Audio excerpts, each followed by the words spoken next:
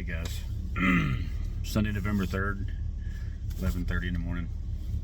I just did another video a few minutes ago, but this is one of those that, you know, a family asked us to come out here and demo a home. And when I left this morning from base, I just had a piece of paper with name and address. Just a note to scout this house for demo. And all the notes from before, you can see where the need has changed over time. You know, we need a fence removed and debris removed in our house. They're 82 and 80 years old. Basement's cleaned out, but my furnace is damaged. And then it just gets worse. And now the request is just come demolish our home.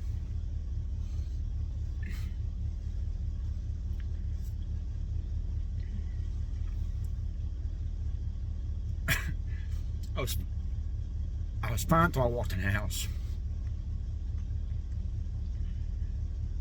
You know, this last week, damn, I can't even talk. I'm sorry, y'all. I went back. We RTB'd yesterday.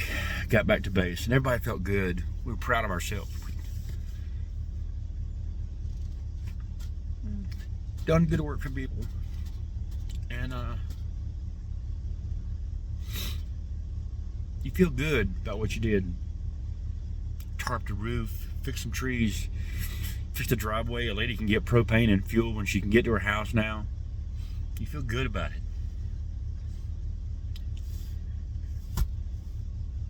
And then you come here.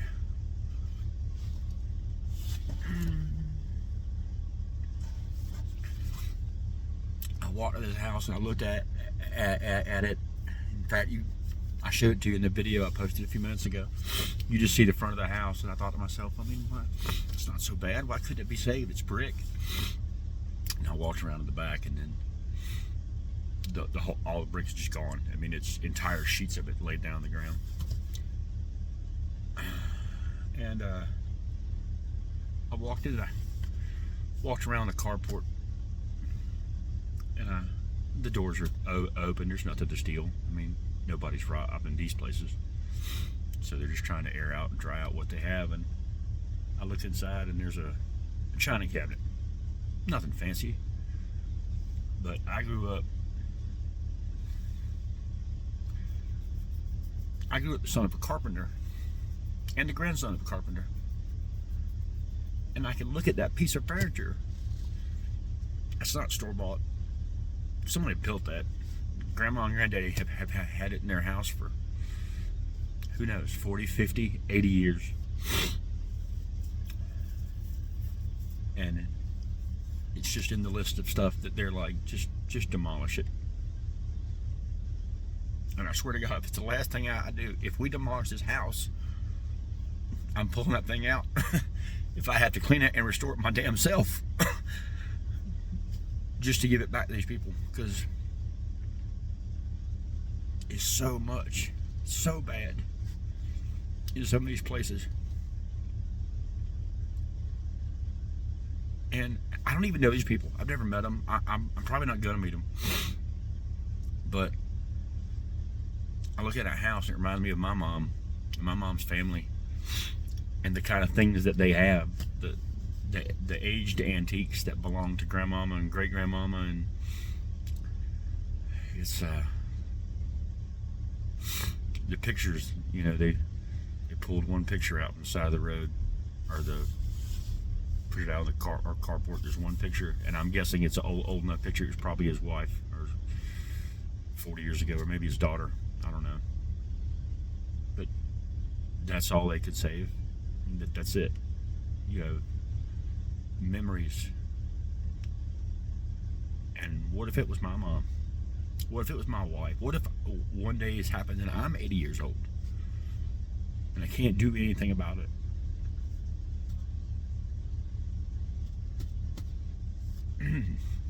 These folks need help. And y'all know now I'm down here with Rise Team. I guess I can take the hard hat off. Sorry. I'm down here with Rise Team now, and we need volunteers. And honestly, the organization needs money. Miss Sylvie started a fundraiser the other day to help these folks, and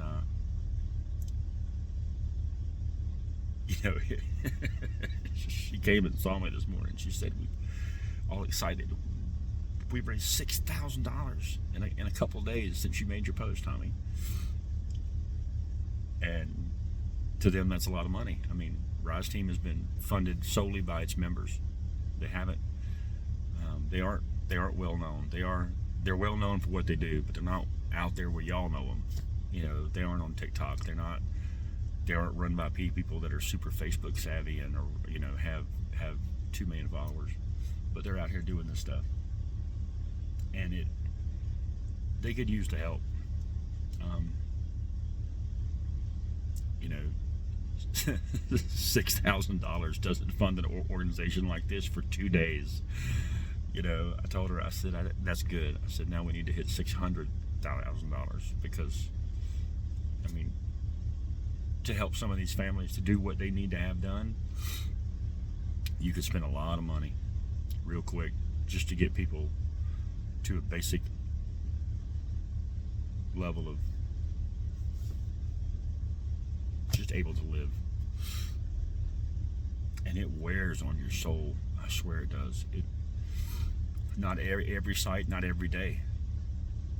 But I look here,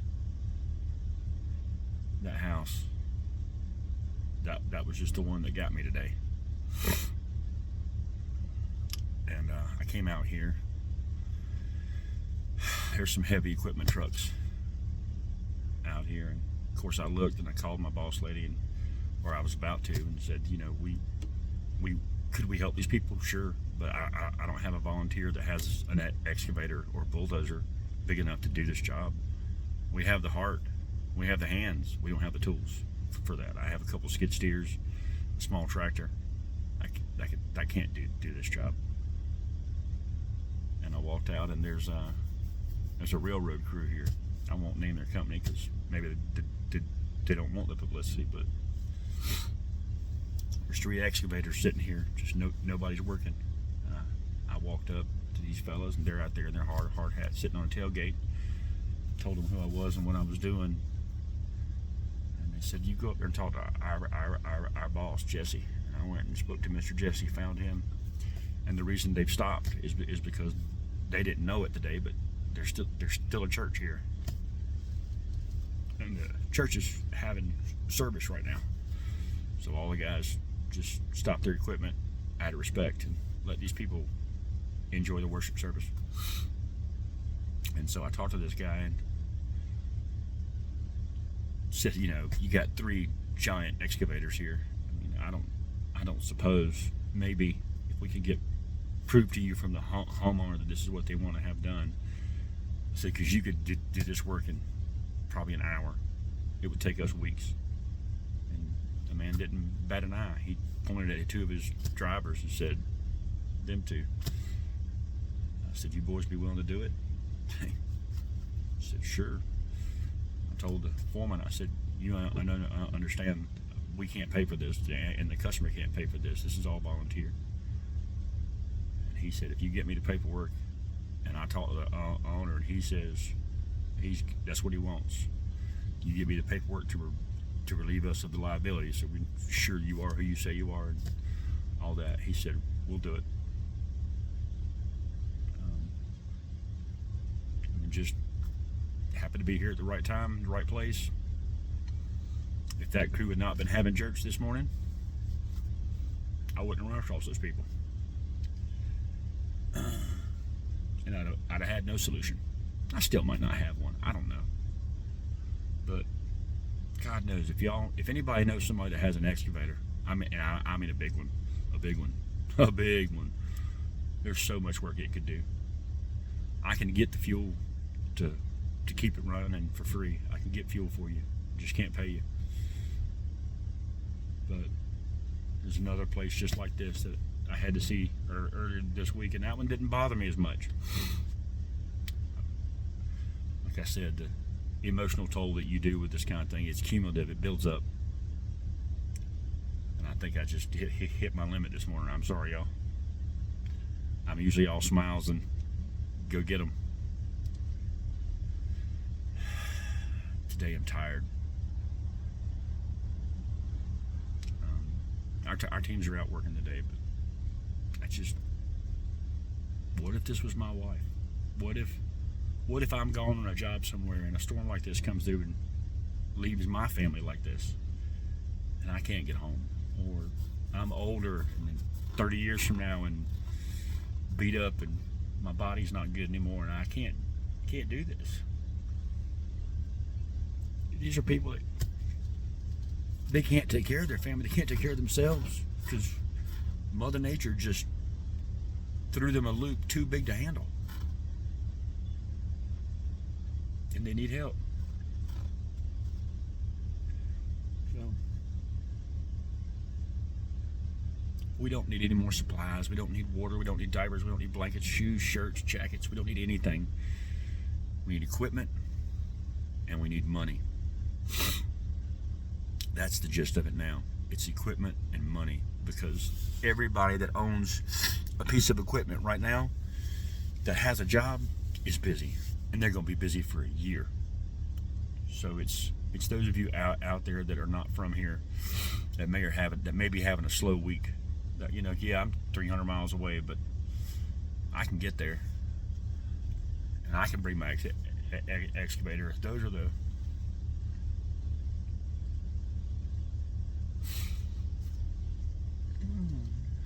ones I'm hoping to find. There's lots of people with big hearts. There's not that many that have big hearts and $500,000 pieces of equipment. But that's what we need now. Anyway, I'm going on long enough.